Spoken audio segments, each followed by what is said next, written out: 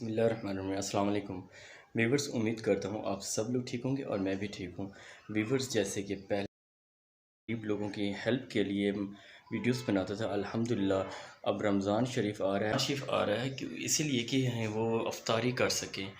तो अल्हम्दुलिल्लाह कुछ घरानों का राशन आ चुका है, और जो भाई जो बहन इस नेक काम के लिए ताउन करना चाहता है तो आप मुझसे रब्ता करें, और आपका राशन उन तक पहुंचाना हमारी ज़िम्मेदारी है।